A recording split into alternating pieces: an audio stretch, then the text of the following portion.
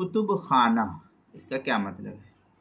چنانچہ اگر کتب خانے ایسے آدمی کے پاس ہے جو خود تعلیم یافتہ نہیں بلکہ دوسروں کے مطالعے کے لیے کتابیں رکھی ہوئی ہے، جیسے عام طور پر بہت سی لائبریریاں ہوتی ہے جہاں جو ہے بچے اسکول کے یا کالجز کے یا مدارس کے جو ہے آتے ہیں، وہاں کتابیں ہوتی ہے، تو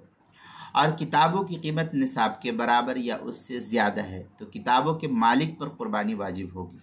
اگرچہ وہ کیا نام ہے اس کو مطالعے کے لیے رکھی گئی ہے، لیکن چونکہ قیمت جو ہے نصاب کے برابر ہے۔ اور اگر کتب خانے کا مالک خود تعلیم یافتہ ہے اور کتابیں مطالعے کے لیے رکھے اپنی ذات کے لیے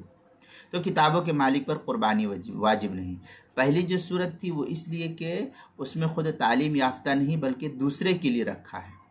اب دوسری صورت میں کہ اپنے لیے رکھا ہے، اس لیے جو ہے پہلی صورت میں قربانی کا وجوب ہے، دوسری صورت میں قربانی کا وجوب نہیں ہے۔ چنانچہ اس سلسلے میں جو ہے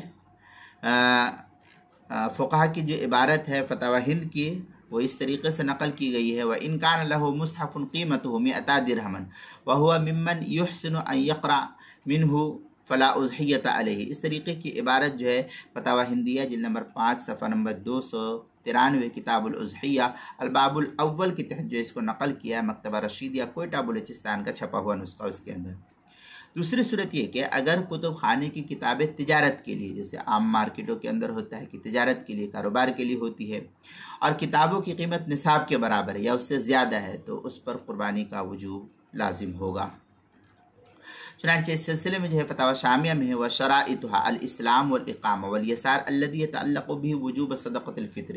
آگے شامیہ میں ہے والیسار بان ملک 200 درہم او عرضا یساویها غیر مسکنہ، اس طریقے کی عبارت جو ہے فتاوی شامی جلد نمبر 6 صفحہ نمبر 312، فتاوی ہندیہ جلد نمبر 5 صفحہ نمبر 292 الباب الاول کے تحت جو ہے اس کو نقل کیا ہے۔ اسی طریقے سے قربانی کے مسائل کا انسائکلوپیڈیا اس کے حروف تہجی کاف، عنوان ہے کتب خانہ، صفحہ نمبر 135 اور صفحہ نمبر 136 پر اس کو نقل کیا گیا ہے، وہاں بھی دیکھی جا سکتی ہے اس کی تفصیل۔